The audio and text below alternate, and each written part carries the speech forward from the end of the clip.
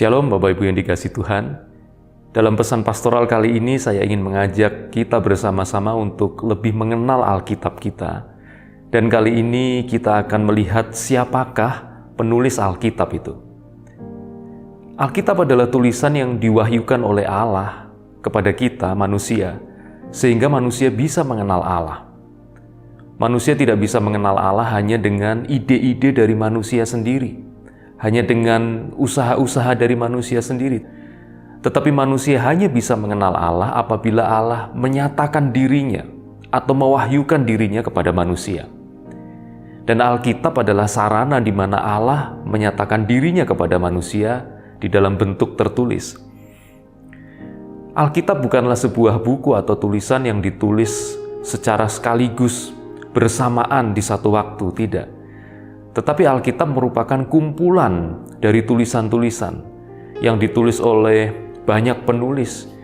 Mereka juga menulis dari berbagai tempat yang berbeda, di zaman dan rentang waktu yang berbeda, dan juga dengan kondisi atau latar belakang yang berbeda-beda. Tetapi walaupun Alkitab ini ditulis oleh para penulis manusia, tetapi mereka semua memiliki satu kesamaan, yaitu mereka mendapat inspirasi dari Roh Kudus.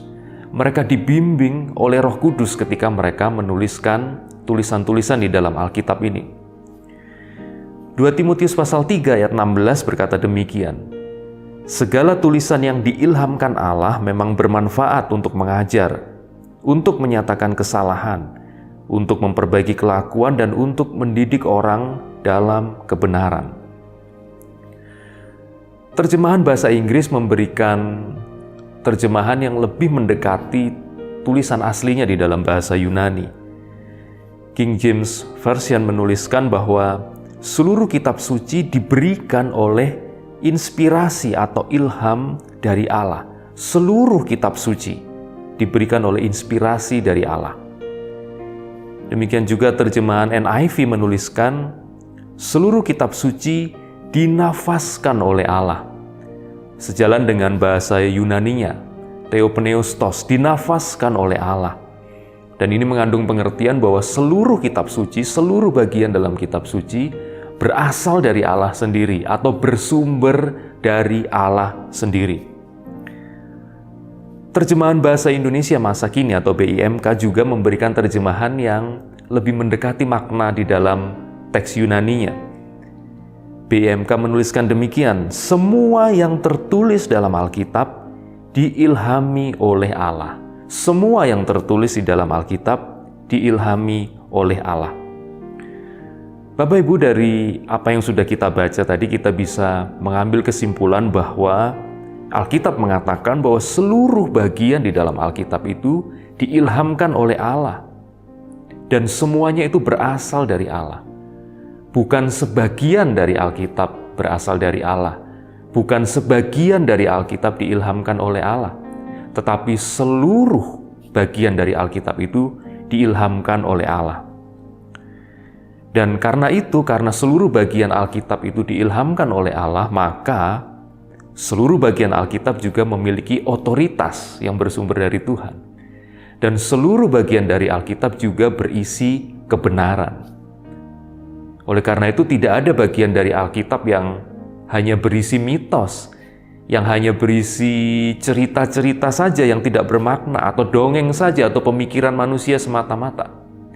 Tetapi seluruh bagian dari Alkitab adalah merupakan ide dari Tuhan, merupakan penyataan dari Tuhan, merupakan wahyu dari Tuhan sendiri. Walaupun Alkitab ini bersumber dari Allah, tetapi Allah memakai para penulis manusia untuk menuliskan tulisan-tulisan di dalam Alkitab.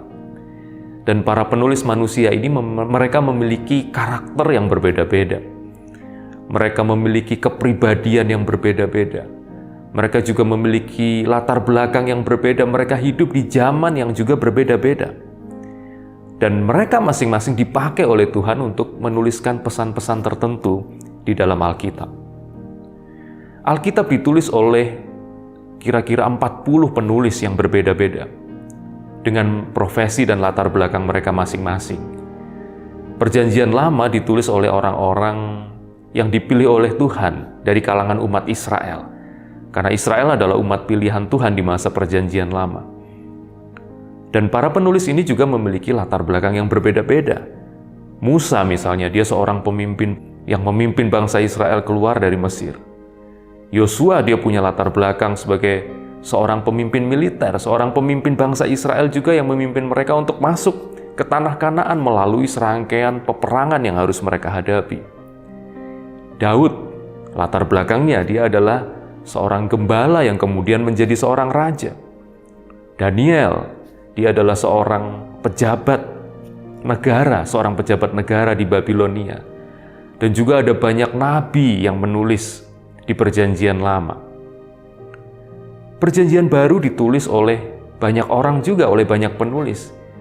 Mereka adalah para rasul atau orang-orang yang memiliki hubungan yang dekat dengan para rasul atau yang menjadi rekan dekat dari para rasul itu. Dan para rasul ini, para penulis Perjanjian Baru juga memiliki latar belakang yang berbeda-beda. Paulus misalnya, sebelum dia dipanggil menjadi seorang rasul, dia adalah seorang rabi Yahudi. Petrus misalnya, sebelum dia dipanggil untuk menjadi murid Yesus, dia adalah seorang nelayan. Lukas yang menuliskan Injil Lukas dan Kisah Para Rasul, dia adalah seorang dokter, dan lain sebagainya. Kita bisa melihat berbagai latar belakang dari para penulis ini, dan itu merupakan sebuah kekayaan di dalam Alkitab kita. Alkitab juga tidak ditulis dalam waktu yang bersamaan. Buku-buku di dalam Alkitab ditulis kira-kira dalam rentang waktu 1500 tahun. Perjanjian Lama kira-kira ditulis di sekitar tahun 1400 sebelum Masehi sampai kira-kira tahun 400 sebelum Masehi. Perjanjian Lama dimulai dengan kitab Pentateuch, yaitu 5 kitab yang ditulis oleh Musa. Dimulai dari Kejadian, kemudian Keluaran, Imamat, Bilangan, dan Ulangan. Musa menulis di kira-kira sekitar tahun 1400 sebelum Masehi. Dan kemudian kitab-kitab Perjanjian Lama yang paling akhir atau yang paling baru ditulis sesudah orang Israel keluar atau kembali dari pembuangan di Babilonia. Kira-kira di sekitar tahun 500 sampai 400 sebelum Masehi. Di antara kitab-kitab itu ada misalnya kitab Esra, Nehemia, dan Maleaki. Dan kemudian selama 400 tahun, mulai dari tahun 400 sebelum Masehi sampai masuk ke masa Perjanjian Baru, tidak ada lagi tulisan yang diwahyukan oleh Tuhan. Dan kemudian memasuki masa Perjanjian Baru, kalau kita baca buku-buku di Perjanjian Baru, maka buku-buku itu dituliskan di dalam abad pertama Masehi. Dengan demikian ada rentang waktu yang begitu panjang di mana tulisan-tulisan di dalam Alkitab ini dihasilkan atau ditulis. Buku-buku di dalam Alkitab juga ditulis di berbagai tempat yang berbeda. Sebagian besar ditulis di Israel. Tetapi ada juga yang ditulis di benua Eropa. Misalnya Paulus pernah menulis dari penjara di Roma. Dia juga pernah menulis dari kota Korintus. Dan itu semua berada di benua Eropa. Daniel dia juga menulis ketika dia sedang berada di Babilonia. Bapak Ibu, dari keanekaragaman para penulis Alkitab ini, kita bisa melihat bahwa Alkitab yang kita miliki ini begitu kaya. Ada banyak hal di dalam Alkitab ini yang tidak akan pernah habis untuk kita gali, untuk kita pelajari. Dan itu menjadi sebuah kekayaan yang akan memperkaya jiwa kita, yang akan memperkaya kehidupan rohani kita. Dan dari berbagai keanekaragaman ini kita juga bisa melihat bahwa Allah bekerja di dalam sejarah umat manusia. Allah tidak memberikan firman-Nya sekaligus begitu saja, hanya berupa hukum, hanya berupa peraturan. Tetapi Allah memberikan firman-Nya di dalam konteks budaya tertentu, latar belakang tertentu, melalui penulis-penulis yang beraneka ragam, menunjukkan bahwa Tuhan terlibat dalam kehidupan manusia. Tuhan terlibat dalam kehidupan umat-Nya. Tuhan itu terlibat di dalam perjalanan sejarah umat manusia. Bapak Ibu, walaupun Alkitab ini ditulis oleh banyak penulis di dalam waktu yang berbeda-beda dan di tempat yang juga berbeda-beda, tetapi ada sebuah hal yang luar biasa, ada sebuah keajaiban di dalam Alkitab, yaitu bahwa tulisan-tulisan di dalam Alkitab ini menunjukkan adanya kesinambungan dan juga menunjukkan adanya konsistensi dan kesatuan di antara semua tulisan di dalam Alkitab. Dan itu membuktikan bahwa di balik para penulis manusia itu ada satu penulis agung yang menuliskan semua pesan ini, yaitu Allah sendiri yang membimbing para penulis Alkitab untuk menuliskan tulisan-tulisan itu. Para penulis ini diberi inspirasi oleh Roh Kudus dan dibimbing oleh Roh Kudus, sehingga menjamin bahwa tulisan mereka itu adalah tulisan yang tanpa ada kesalahan di dalamnya, dan juga menjamin bahwa tulisan mereka adalah sungguh-sungguh memiliki otoritas sebagai firman dari Allah sendiri.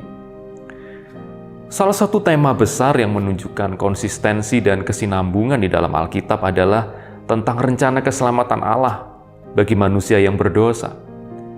Perjanjian Lama menceritakan tentang awal mula kejatuhan manusia ke dalam dosa, dan kemudian menceritakan tentang persiapan bagi akan datangnya Mesias yang akan menyelamatkan manusia.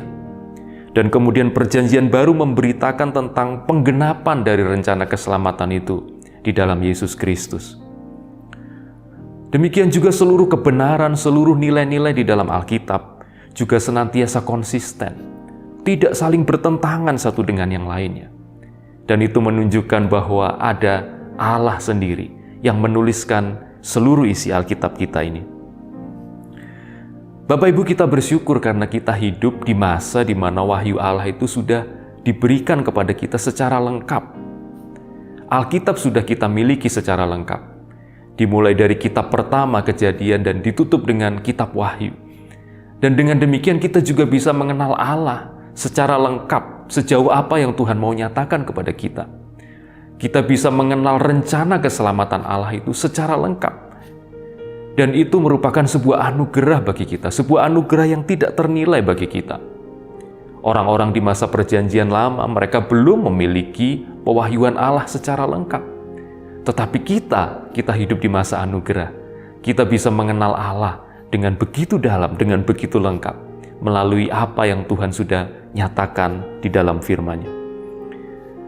Bapak Ibu, karena itu mari kita semakin antusias untuk mempelajari Alkitab kita. Mari kita semakin antusias untuk menyelidiki isi Alkitab, isi firman Allah ini.